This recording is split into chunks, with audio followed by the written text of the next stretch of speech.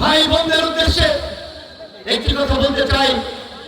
আমি একটি দলের প্রধান, একটি নিবন্ধিত রাজনৈতিক দল, আমার দলের মার্কা চার্জ, সেই চার্জ মার্কা নিয়ে নির্বাচন করছি।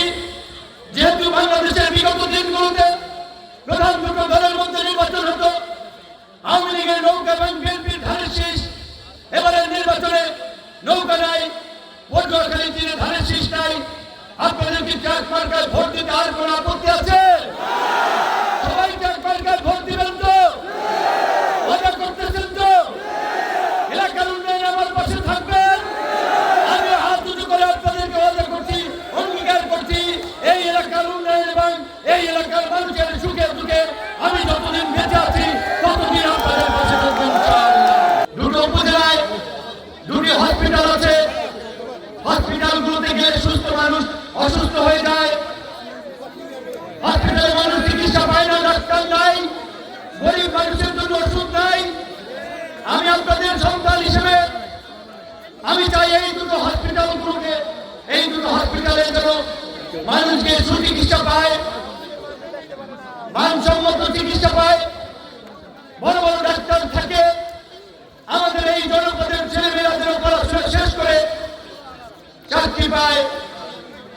এই অঞ্চলের খেটে খাওয়া দরিদ্র কৃষকরা যেন সময়ের মতো সার পায়, বীজ পায়, কীটনাশক পায়, সরকারের দেওয়া প্রণোদনা পায়।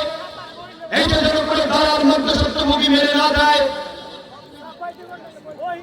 মাছের সিজনে যখন মাছ ধরা বন্ধ থাকে, জেলেদের জন্য চালের বরাদ্দ থাকে, গরিব জেলেদের জন্য জলের বরাদ্দ থাকে, সেই জন্য তারা যথোপযুক্ত ভাবে পায়। আমরা সেই জবাবদিহিতা এবং স্বচ্ছতা নিশ্চিত করতে চাই।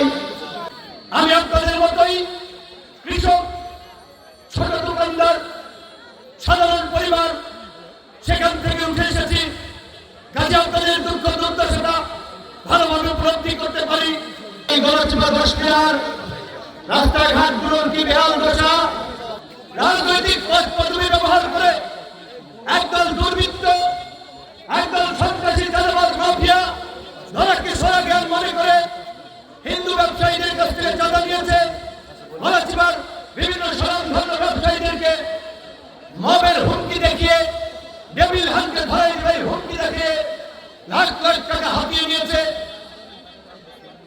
তারা আজকে নিজেদের এই চাঁদাবাদী ধান্দাবাদী বজায় রাখতে, মানুষকে জিম্মি রাখতে আজকে স্বতন্ত্র নির্বাচন করছে।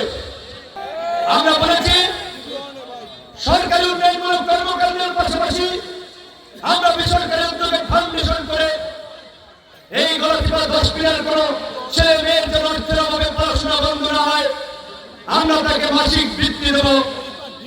আমরা বলেছি এই গণচিপা 10 মিনার কোন মানুষ যেন বিনা চিকিৎসায় মারা না যায়, আমরা ফাউন্ডেশন থেকে সহযোগিতা করব।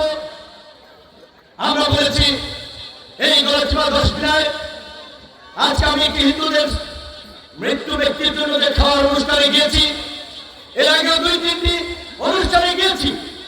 আমি মাসি পিসিদের, দিদিদের, আমাদের দাদাদের, ভাইদের একটা উদ্বেগ উৎকণ্ঠা শুনেছি। ভাই আমাদের দিকে একটু দেখেন, আসি নারায়ণগড়ের হুমকি ধমকিতে এমন কবির ভাই দাদার বক্তব্য বলেছে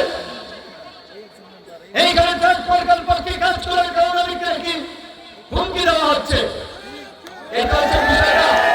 বিষয়টা যে আঞ্চলিক ভাষায় বলে না, ফাল নাই কুত্তার বাগা ফাল। তারা 12 তারিখের পরে বিএনপির কমিটি পাইবে, তাদের হাতে নেতৃত্ব থাকবে। বিএনপি সরকার গঠন করলে বিপিনুর এমপি হইলেও তারা তাদের নিয়ন্ত্রণে রাখবে, এই কথাবার্তা বলে। অহংকার আল্লাহ পছন্দ করে না।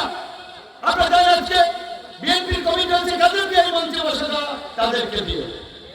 কারণ তারা দলীয় সিদ্ধান্ত মেনে তারা কাজ করছে। আর যারা অহংকার ঔদ্ধত্য দেখিয়েছে তারা ওই এখন রাস্তায় রাস্তায় আইলে গিয়ে ঘুরবে আর আবল তাবল বলবে। শ্রমিকদের জন্য আন্দোলন করেছি, সেই আন্দোলন করতে গিয়ে কতবার রক্তাক্ত হয়েছি, আহত হয়েছে, আক্রান্ত হয়েছি। আমার ছোট শিশু বাচ্চা থেকে শুরু করে আমার পরিবার রাস্তায় রাস্তায় ঘুরেছে, আপনারা দেখেছেন। কিন্তু আপনারা বলতে পারবেন গত 5ই আগস্টের পরে আমাদের সুযোগ থাকলেও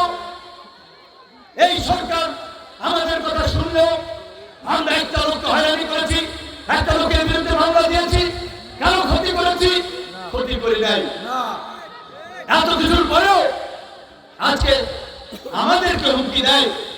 তাই যারা হুমকি দিচ্ছেন, যারা বেলাইন আছেন, তাদের উদ্দেশ্যে বলতে চাই, প্রিয় ভাইরা, আপনারা বিএনপির লোক, হুমকি আওয়ামী লীগের লোক দেয় না, জামাতের লোক দেয় না, চরমনের লোক দেয় না। আপনারা আগে বিএনপি করতেন, এখন আপনাদের পদ পদবি নাই। বিএনপির দলীয় সিদ্ধান্ত মেনে যাকে ওঠেন, আপনাদের বিষয়গুলো আমরা দেখবো ইনশাআল্লাহ। আপনারা আমাদের সাথে যে বই আচরণ করেছেন, আজকের এই সবাইকে সাক্ষী রেখে বলছি, ভুলে গেছি, ওইগুলো মনে কিছু করি নাই। অন্তত আগামীকালকে থেকে দলীয় সিদ্ধান্ত মেনে ট্রাকের সাথে থাকেন। আপনাদের সুবিধা অসুবিধা, দুঃখ দুর্দশায় আমাকে পাশে পাবেন। আমাদের বিজয় উদযাপন হবে। আপনারা প্রস্তুত আছেন তো? তাহলে এই বিজয়ের জন্য কি করতে হবে? ভোট দিতে হবে এবং ভোটারদেরকে উদ্বুদ্ধ করতে হবে, মানুষের কাছে যেতে হবে। কথা একটাই, আপনাদের এলাকার ছেলে, আমি কোনো নেতা হওয়ার জন্য নয়, চর বিশ্বাসের ইদ্রিস আলাদারের ছেলে, ইউনিয়ন পরিষদের মেম্বার ছিল, জমিদার নয়, মন্ত্রী তন্ত্র নয়, নাকি ইউনিয়ন পরিষদের মেম্বার। আজকের এই প্রোগ্রাম সফল করার জন্য আমার সদর ইউনিয়নের মেম্বার ভাইরা, নারী মেম্বার থেকে পুরুষ মেম্বার, আমাদের আহ্বায়ক নেতৃবৃন্দ সবাই অত্যন্ত পরিশ্রম করেছে বিদায় আজকে এই কানায় কানায় পরিপূর্ণ এবং রাস্তা রয়ে গেল লোকজনের উপস্থিতি একটা বিশাল সমাবেশ আমরা করতে পারছি। তাই আমি আস্থাটা এবং ভরসা রাখতে চাই আপনাদের প্রতি। আমি এইটুকু বলবো, আপনাদের প্রতি আমি কৃতজ্ঞ, আপনাদের ভালোবাসা আমি অভিভূত। আপনারা আমার জন্য যেটুকু করেছেন, ইনশাআল্লাহ আমার জীবনের শেষ রক্তবিন্দু থাকা পর্যন্ত আমি তার প্রতিদান দেওয়ার চেষ্টা করব। তাই মাঠে যারা উপস্থিত আছেন, তাদের প্রতি আমার আহ্বান, নিজ দায়িত্বে প্রত্যেকে 2টা করে ভোট এনশিওর করবেন। কেন? এলাকার উন্নয়নের জন্য, এলাকার ছেলে মেয়েদের ভবিষ্যতের চাকরির জন্য, এই গলাচিপা 10 মিনিটকে একটি শান্তির জনপদে পরিণত করার জন্য, এই গলাচিপা 10 মিনিটকে একটি সম্প্রীতির জনপদে পরিণত করার জন্য। এইটুকু বলি, বয়স এখন 33, অনেকদিন রাজনীতি করতে হবে, আপনাদের সামনে আসতে হবে। তাই একটিবার আপনারা সুযোগ দিয়ে দেখেন আপনার ছেলে কি করতে পারে।